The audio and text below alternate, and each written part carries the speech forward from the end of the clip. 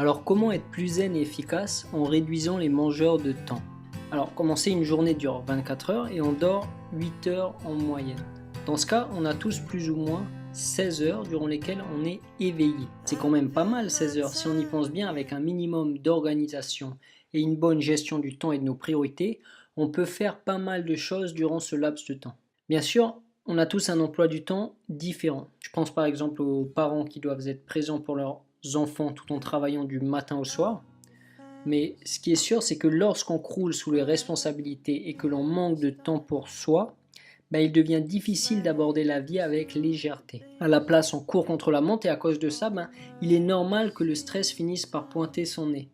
Mais quelles que soient nos responsabilités et nos engagements professionnels, il y a toujours moyen de se libérer du temps si on s'y prend bien.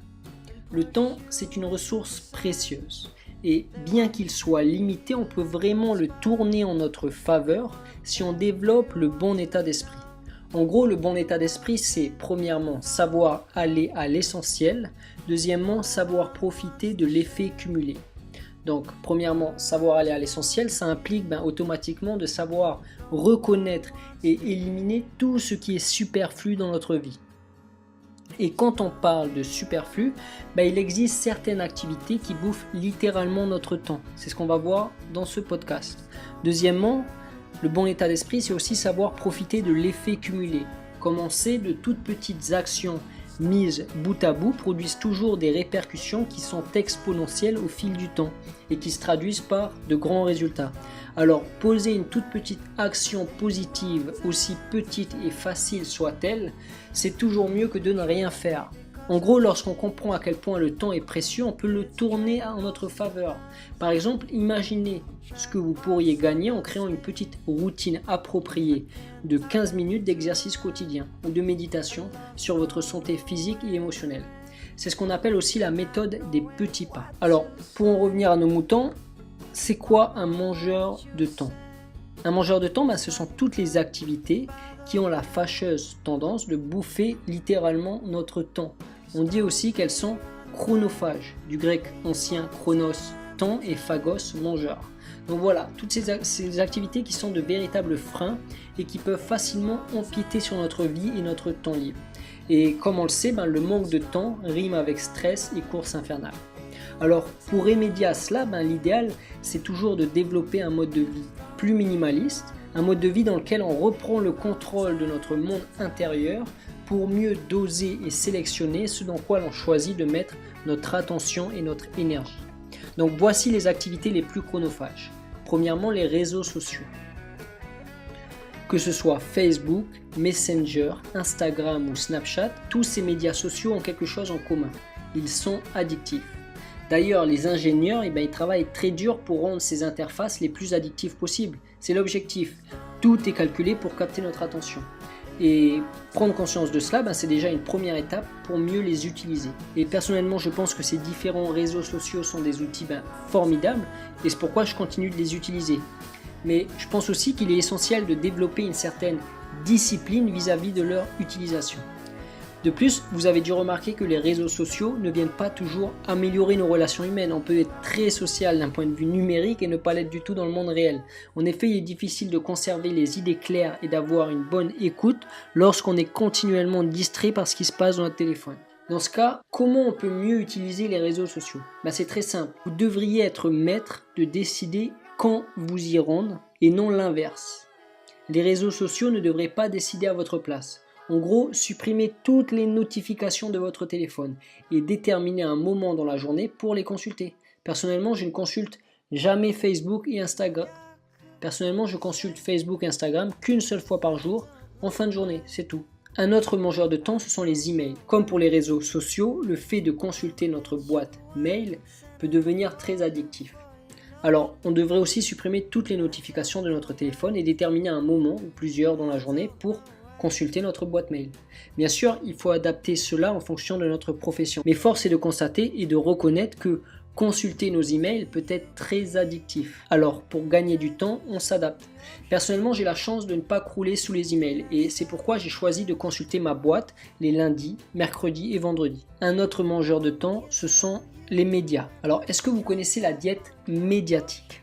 tout comme le fait de consommer trop d'aliments et trop d'aliments sans valeur nutritive. Beaucoup de gens consomment trop d'informations et surtout trop d'informations de mauvaise qualité et parfois des informations sans vraiment d'utilité.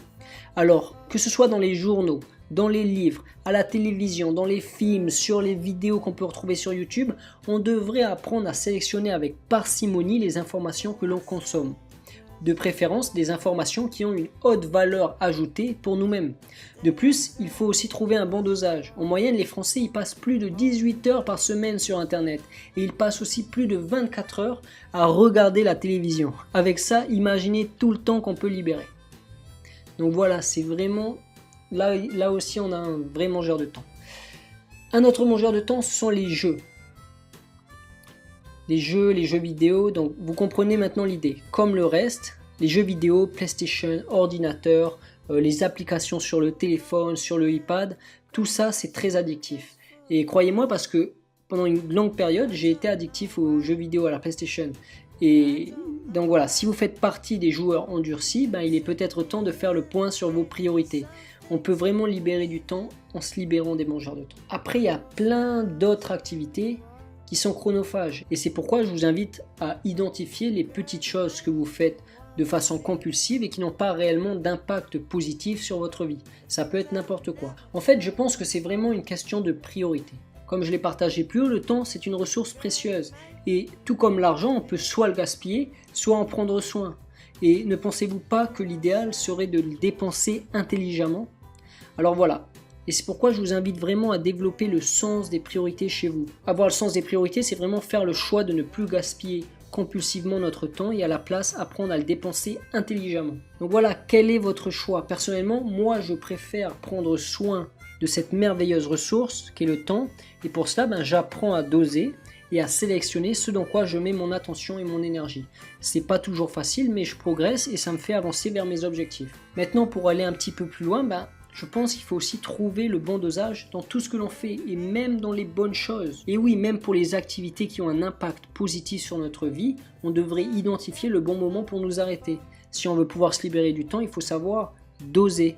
Par exemple, faire du sport et mettre le corps en mouvement, c'est essentiel pour notre santé et notre bien-être. Mais à moins d'être un athlète de haut niveau, il n'est pas réellement nécessaire de passer 4 heures par jour à faire de l'exercice. Avoir des projets, c'est fantastique, mais parfois l'enthousiasme il est tellement fort que l'on n'arrive même plus à s'arrêter de travailler. En gros, que ce soit dans le sport, dans les projets ou dans toute autre chose, on devrait toujours trouver un bon équilibre. On devrait dédier un peu de temps à chacune de nos priorités. En effet, une priorité ne devrait pas empiéter sur une autre priorité.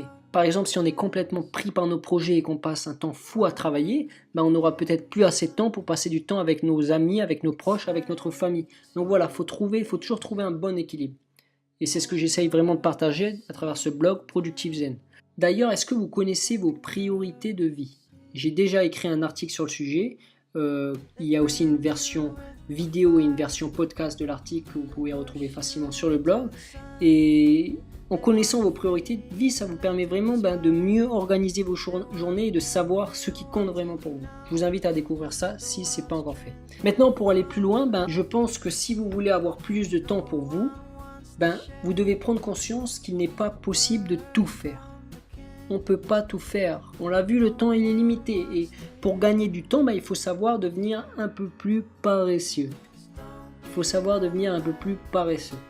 Mais il ne faut pas devenir n'importe quel paresseux, on doit devenir un paresseux intelligent. Vous savez, le genre de paresseux qui a des priorités et des objectifs et qui sait que le seul moyen de les poursuivre, c'est de gérer son temps efficacement.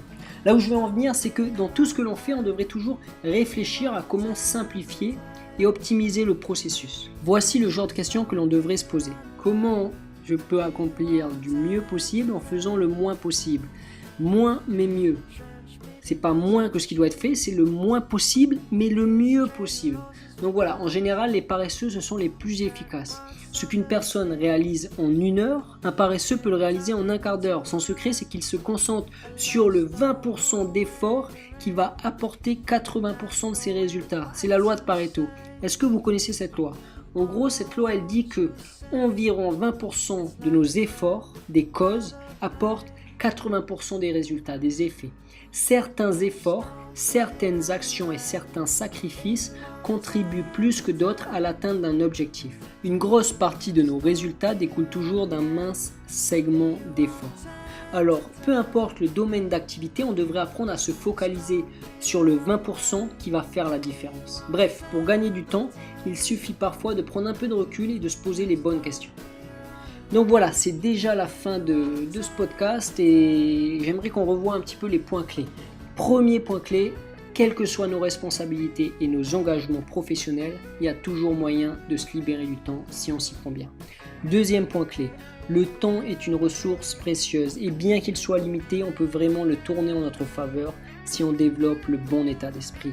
Troisième point clé, pour gagner du temps, on doit se protéger des mangeurs de temps, réseaux sociaux, emails, médias, télévision, jeux et toutes les activités qui peuvent bouffer notre temps.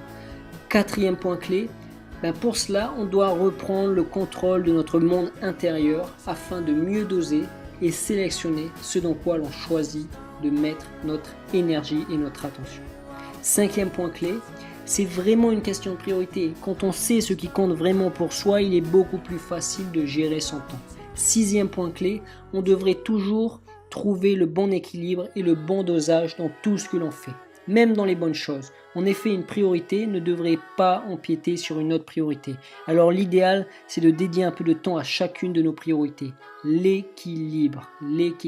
Septième point clé, pour gagner du temps, on doit devenir un peu plus paresseux. On doit devenir un paresseux intelligent, un as de l'optimisation. Ce que je veux dire, c'est qu'on devrait toujours réfléchir à comment accomplir du mieux possible en faisant le moins possible.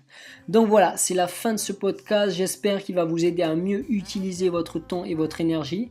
Et comme vous l'avez vu, avec le bon état d'esprit, on peut aborder la vie avec beaucoup plus de légèreté et de sérénité. Donc voilà, c'est la fin de cette vidéo. J'espère qu'elle vous a plu et je vous invite vraiment à me laisser votre commentaire en dessous de la vidéo parce que je suis vraiment curieux d'avoir votre retour sur le sujet. Je me ferai toujours un immense plaisir de vous lire et de vous répondre.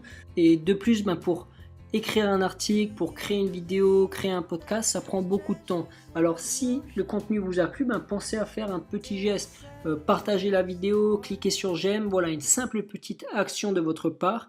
Ça pourra m'aider à améliorer la visibilité de mes vidéos sur Google et d'autres personnes pourront les découvrir. Voilà, c'était Niels du blog Productive Zen. Je vous souhaite une bonne journée et je vous dis à bientôt pour une nouvelle vidéo.